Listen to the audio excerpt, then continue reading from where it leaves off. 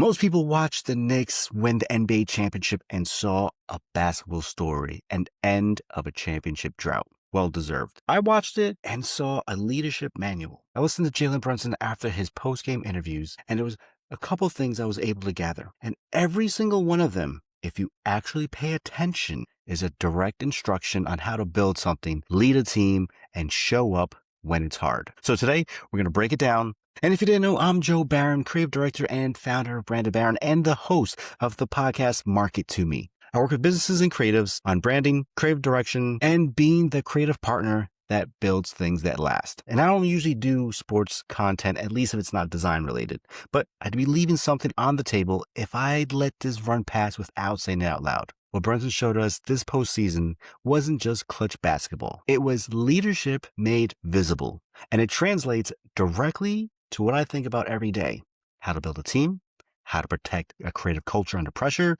and how to keep showing up when showing up is hard. Definitely that last one. So let's set the scene. New York City, Madison Square Garden, Game 4 of the NBA Finals. Ended up becoming the biggest comeback in finals history. The Knicks were counted out. I mean, that first half was rough to watch. Then they chipped back possession by possession until they were the last team standing. Gotta give it up to OG on that one. But then what caught my attention at the end was Brunson in the post-game interview says this: as a leader, I'm gonna be all right.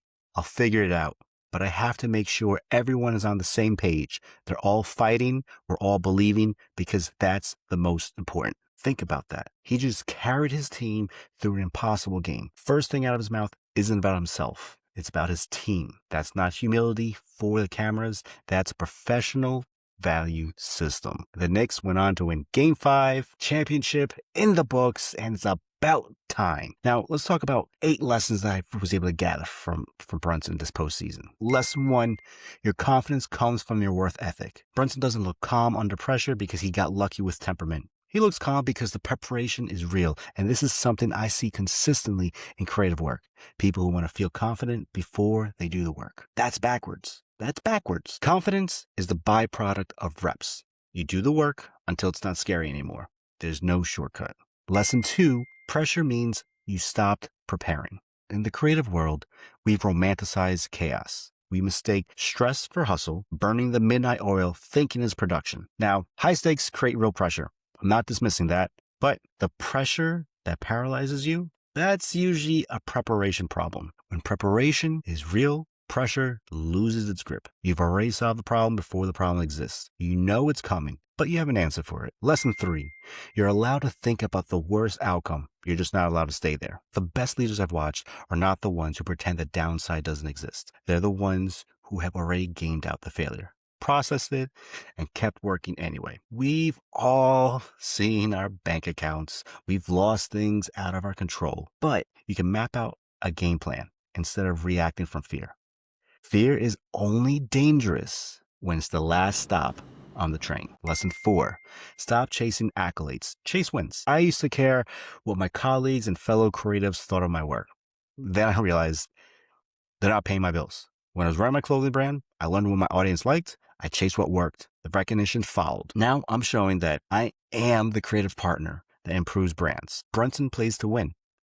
What's your version of chasing wins? Get specific. And then build your process around that, not around the accolades. Lesson 5, sacrifice for your people pays off. There will be moments where your win comes second, where the credit goes to someone else, where you absorb the friction so your team can execute, where you get chewed out for not hitting quarterly goals. That's not weakness. That's part of the job. Brunson's championship didn't happen because he maximized his own stat line. He created conditions for his team to play their best. The sacrifice was the strategy. If you're building a business or managing a team, ask yourself this: what am I willing to give up so the people around me can win? I know when I used to work at one job, we had summer Fridays where we had a half a day of work so we wouldn't burn out, and it'd allow us to rest comfortably so we'd be ready on Monday morning.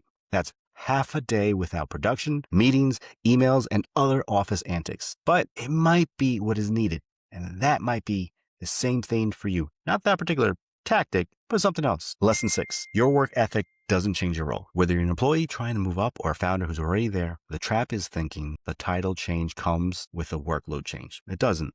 The ethic that got you there is the same one that keeps you there. Standards don't have an off switch. Complacency does. And if you're still climbing, don't wait for the title. Outwork the job description you're trying to earn. Prove your value. And if they don't see it, go somewhere that does.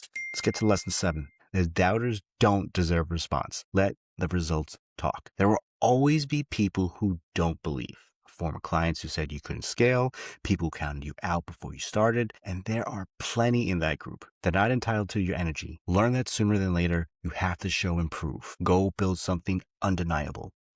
Jalen Brunson reiterated that in his championship parade speech at City Hall. There's a lot of people that have a lot of negative stuff to say. There's a lot of people who have a lot of opinions. But when you prove them wrong, you don't have to say to them. Lesson 8. You never know what's possible. Just keep working. All right. This one's easy to dismiss as motivational filler. I get it. But hear me out. When I hit episode 10 of my podcast, I found out that puts me further than 83% of all podcasters. It's a creative project that I'm putting time into, and I'm just chipping away at it. Brunson said it himself. Keep chipping away. Put in the work, stay consistent, chip away. I've spoken with people in my industry and learned that some creative careers stall not from the lack of talent, but from a premature stop. People quit before they hit the version of themselves they were about to become. And it's the same even if you did YouTube. I have a creative friend who built a real following and business because he kept at it, just kept chipping away. He says you've got to give something a good year before you see results. That may be true. So, like I said before, keep chipping away. And there's one last thing that I want to discuss, which the whole Knicks squad had. It's the 0-0 mindset. After every game in the series, win or lose, they came back 0-0. The last game didn't exist, just the next task. I love that. I really do. Maybe I was too mature to understand it when I was playing sports as a kid, but I get it now. The pitch you just won doesn't guarantee the next one. The bad quarter you've had just doesn't define this one. Reset. There's a new quarter, a new month, new goals. Reset, do the work, win the next one. I mean, we can celebrate the small wins. We're not professional athletes. We don't have to live like it. But don't drown in the glory. Reset and keep chipping. And here's the thing I want to leave with you. Everything that Brunson showed us on the court, the preparation, the sacrifice, the belief, the reset, that's what shows up in work that holds, in brands that last, in teams that keep producing when the environment is hard. Think of a brand. Branding. Brand isn't just what you look like. It's the values you consistently perform under pressure. And when you've done the real work to build something solid, it holds when things get hard because it's built to last. And that's what we do at Branded Baron. If this connects with you, wherever you're listening to this, smash the subscribe or follow button. I'm continuing to share new creative content and conversations. If you want to get more insights and previews, make sure to sign up to the newsletter. And if you want to talk about your brand specifically, reach out via email through the contact form at brandedbaron.com. Stay creative. Peace.